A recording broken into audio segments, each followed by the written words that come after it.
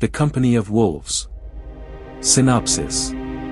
The Company of Wolves, titled, In the Company of Wolves in Spain and Wolves, Creatures of the Devil in Mexico, is a 1984 horror film directed by Irishman Neil Jordan. The film is based on several werewolf stories that appear in Angela Carter's book, The Chamber of Blood, primarily the one also titled The Company of Wolves.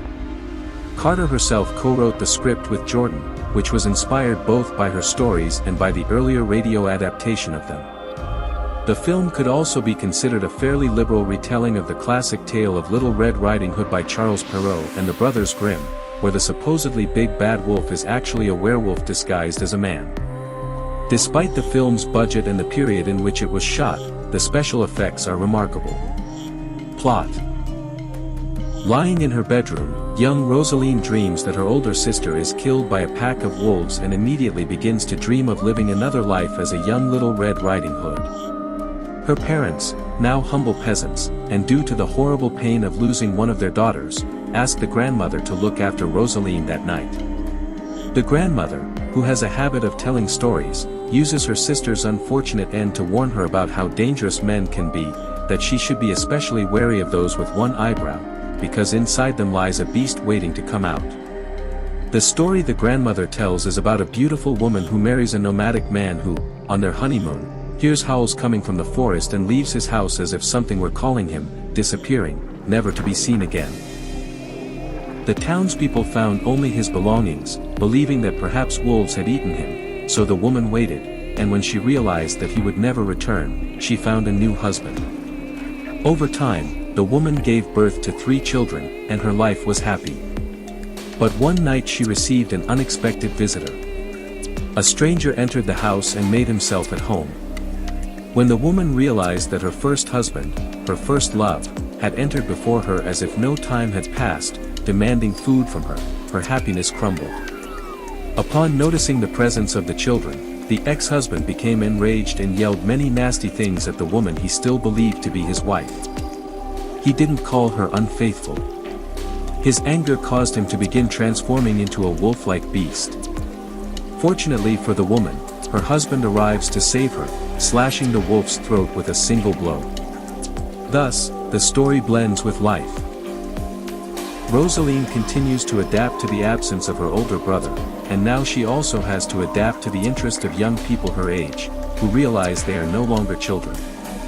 One of them tries to attract her attention and invites her for a walk in the woods. She's a little hesitant and tells her parents, who encourage her to go out. Her father even says she wouldn't lose a daughter, but rather gain a son. The guy is very polite and respects her a lot, which her parents agree with, but it's clear she likes it, but it doesn't appeal to her, you know what I mean. Rosaline confides in her mother about the things her grandmother tells her. That men are evil and should be feared. Her mother responds that her grandmother shouldn't be taken into account, since if there is evil in men, there is also evil in women.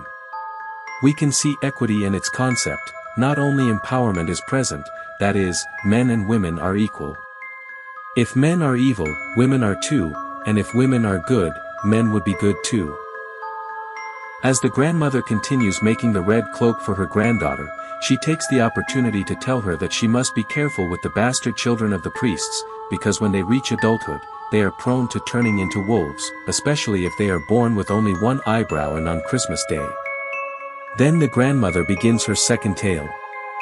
Later, a young man with one eyebrow was walking through the forest when he suddenly encountered the devil himself, arriving in an unusual vehicle with his driver, who in this case was Rosaline.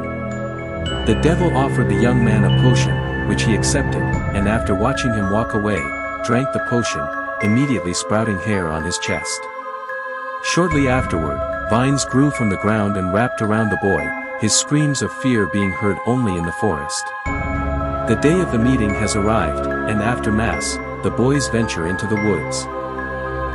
The young man cleverly takes the opportunity to approach Rosaline and steal a kiss from her, though she doesn't like this act, and pushes him away. She challenges him to a game of hide-and-seek, and if he catches her, she'll be able to give him one more kiss. The boy accepts the challenge, but without realizing it, he has lost track of Rosaline, noticing the presence of wolves upon noticing all the dead livestock.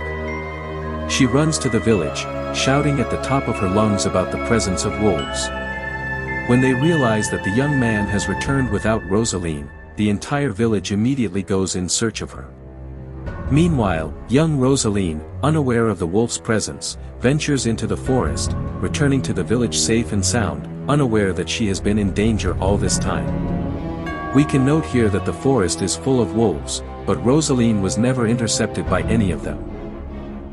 This could be interpreted as the young woman's bravery in freely wandering off the path and exploring the forest, but there could be the possibility that the wolves, or at least one, were watching her, but never attacked or intercepted her. They just watched her. Perhaps they will find her next time. Rosaline climbs a tree and finds a nest there. She observes them, and one of them breaks, revealing that it contained a human baby, not a bird.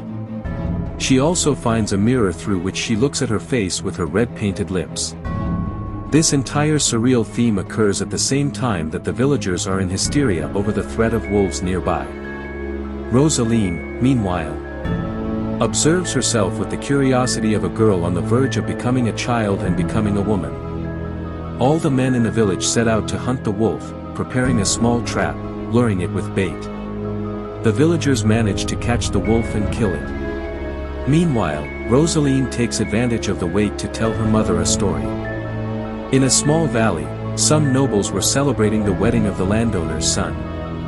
While they were having fun, they noticed that a young nomadic woman from the valley had just entered the place. As she stood near the young nobleman, whom she accuses of having done intolerable things to her, she revealed that she was a sorceress and instantly placed a curse on them, magically transforming the nobleman, the bride, and the other nobles into wolves. The wolves flee into the woods, and then the sorceress orders the wolves to serenade her newborn baby every night, just to see how far their power can go. Just then, Rosaline's father enters the door, looking like he's just seen the devil himself. He explains that when they killed the wolf, they found something human. To the women's surprise, the father shows them a human hand that belonged to the wolf. After recent events, Rosaline's life continues, and this time, the young woman is asked to visit her grandmother and deliver a basket of supplies. Standing in her way is an attractive young hunter whose eyebrows are knitted together, just as her grandmother had warned her at the beginning. She keeps her distance from the young stranger, but soon he begins to flirt, and little by little, the young woman succumbs to his charms. It is then that the hunter challenges Rosaline, telling her that he can find the way to her grandmother's house with the help of a compass long before her, and if he wins, he can get a kiss from her as a prize, to which Rosaline assures that she will win, and they make the deal. The hunter arrives first at Rosaline's grandmother's house, attacking her and showing his true bloody nature by killing her.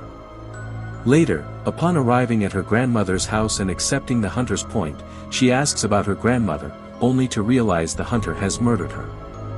Rosaline's first thought is to flee, but the fear she felt for him slowly fades away due to her attraction and desire to be with the hunter. "What big arms do you have?" she asks. "They're the better way to hug you," he says. The hunter reminds her about their bet, hoping for his reward. "God, what big teeth do you have?" she says. "They're the better way to eat you," she replies sarcastically. Rosaline, seeing the wolf's condition, repents and apologizes, reflecting that her pack might ostracize him because of his condition.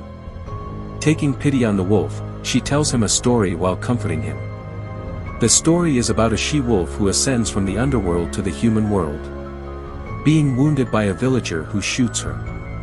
The she-wolf arrives at the church, where an old priest offers her help, and seeing that the wolf took human form, asks if it was a work of God or the devil. The priest does not care about this and heals the young woman's wounds, and after healing he returns to his world, not forgetting the compassion and actions of the priest. After having this story, the villagers finally arrive at the grandmother's house expecting to find only a werewolf. Inside the house, however, they find a she-wolf. Immediately the mother deduces that it is Rosaline saving her from being killed. The she-wolf escapes into the forest to join her new pack and her new life of freedom. It is then that the wolves seem to enter the real world and burst into Rosaline's room, waking up with a scream when she sees the wolves enter through her window, symbolizing the end of her childhood innocence. Comments. Analysis of symbolic and iconic elements. Dreams. The film is narrated from a dream. When the protagonist locks herself in her room and falls asleep, the main story begins, in which Rosaline appears as an idealized fairy tale figure similar to Little Red Riding Hood. In the dream, Rosaline is strong, powerful, and fearless. The viewer has little time to get to know the Rosaline in her dreams, but this is evident in the fact that, of the two, Rosaline, the one in the dream, has a more adult appearance and sees herself as idealized. She is almost a woman, searching for her integrity and questioning her identity, independence, and sexual desire. Duality. The dream state of the narrative allows the Gothic trait of duality to manifest. Aspects of the sleeping Rosaline's life are symbolically and emotionally incorporated into the dream Rosaline's life. On the dresser in the sleeping Rosaline's room is a stuffed animal very similar to the grandmother of the dream Rosaline. On the table are a pocket watch and a porcelain replica of the white Rolls-Royce that appears in the dream. Perhaps the most significant elements in the room are those placed on the sleeping Rosaline's bed. Next to her hand is a magazine with a story titled The Shattered Dream. In her other hand, she holds a mirror reflecting the night sky. The mirror exemplifies the duality between the sleeping Rosaline and the dream Rosaline. The sleeping girl is rich and rude, locking herself in her room in a tantrum for not being able to do things her way. On the other hand, the dream Rosaline is the antagonist of her creator. Poor but strong, eager to explore the world, responsible, and with a constant desire to trust the world around her, while the sleeping Rosaline hides. Another of the most obvious factors of duality is that of werewolves, regardless of whether it's interpreted literally as animals hiding in men's skin or as the symbolic representation of a man's desire for a woman. Dominant and powerful, werewolves represent the patriarchal order in the film. The color of the cloak represents desire and passion and is also associated with menstrual blood. When Rosaline confronts the hunter at her grandmother's house, he takes off his shirt and demands that she remove her cloak, throwing it into the fire, saying, "You won't need it anymore." The act of shedding the cloak, the garment her grandmother had given her for protection, symbolizes the loss of childhood, and its destruction in the hearthfire is, for both Rosaline and the hunter, a symbolic act marking the transition from girl to woman. Eggs. The symbolic value of the eggs that hatch when Rosaline is high in the tree lies in the act of giving birth, a concept supported by the fact that the eggs are in a nest. As Rosaline watches the eggs hatch, there is an analogy between her as a witness and the change taking place in her body. The eggs can be seen as a representation of Rosaline's realization of her capacity to give birth not only to her future child, but also to the adult woman within her. These symbolic values, combined, imply her sexual awakening. Forest. The forest may be a simple conglomeration of trees, but for the grandmother, it is life and its dangers. When the grandmother is being attacked by the hunter, she angrily tells him, "Go back to hell, where you came from," to which the hunter replies, "I don't come from hell, I come from the forest." Although for the old woman, it's the same thing, something unknown and fearful.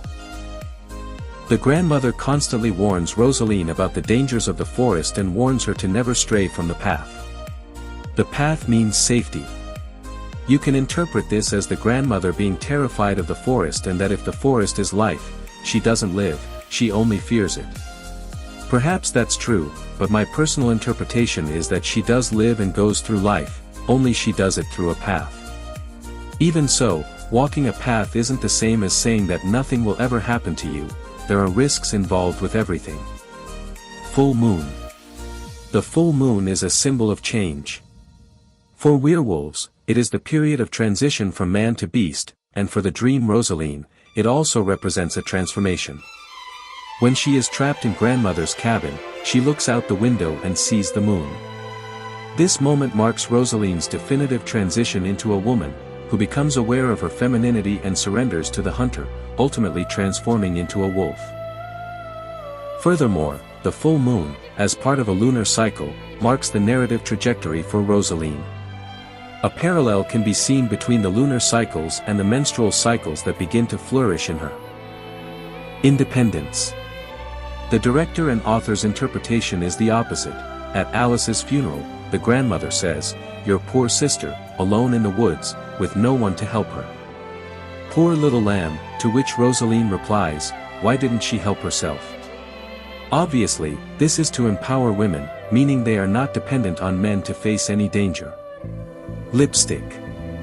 Within the context of In the Company of Wolves, the red lipstick Rosaline wears serves two purposes. On an external level, by putting on makeup, she pretends to be an adult, imitating her mother and older sister. When she looks in the mirror, she has the opportunity to see her fictional representation as an adult. Because of the color, it can also be interpreted as the awakening of sexuality. In the scene where Rosaline climbs a tree, images of a wolf with a bloody snout after having just mauled a lamb to death are interspersed. Symbolic connections reinforce the dangers of attraction and maturity and, consequently, the death of childhood. Phallic symbols. The forest Rosaline dreams of, and within which her dream self-identity lies, is riddled with phallic symbols. Huge, elongated mushrooms grow in the forest moss, thick cobwebs stretch across the branches of the redwoods. These symbols reinforce the sexual connotation emanating from the forest. Transformation. In the film, the sleeping Rosaline is undergoing a mental and physical transformation. Changing from a child to an adult, from a girl to a woman. This transformation parallels the painful transformations of werewolves, emphasizing the pains of puberty in a terrifying transition. Werewolves bleed during their transformation as they shed their human skin. Just as the sleeping Rosaline is beginning to bleed. Werewolves. The dream Rosaline constantly identifies with the terrifying beasts her grandmother tells her about, expressing her interest and sexual desire. When Rosaline shoots the hunter, she watches as he transforms into a wolf, not as if it were something repugnant, but as if she were fascinated. When the wolf confronts her, the young woman doesn't flee. Instead, Rosaline kneels and tells the animal, "I didn't know wolves cried." This phrase humanizes the beast. For Rosaline, it doesn't matter whether one is human or monster, she sees lycanthropy as an attribute. Rosaline's compassion stems from her identification with the monster, and represents her sexual awakening and her realization that she is beginning to become an adult woman. When the daughter is about to be deprived of her liberty, she calls her father, helps herself, by getting a phone and looking for her father. She doesn't panic, she acts, but the father tells her that what is going to happen will inevitably happen, but she has to fight as much as she can to give him clues and go to his aid, since she won't be able to get out of this problem alone. Unlike Little Red Riding Hood questioning her mother why her sister didn't help herself against a pack of wolves with blood instincts, what was going to happen actually happened. In another situation, she is left alone in the forest while a pack of wolves is nearby, and she escapes unharmed. They don't even approach her. When one finally approaches her, it isn't with blood instincts, but with sexual instincts, the same ones she has. It would have been very different if she had encountered the pack of wolves hungry for meat. That's all from me, goodbye.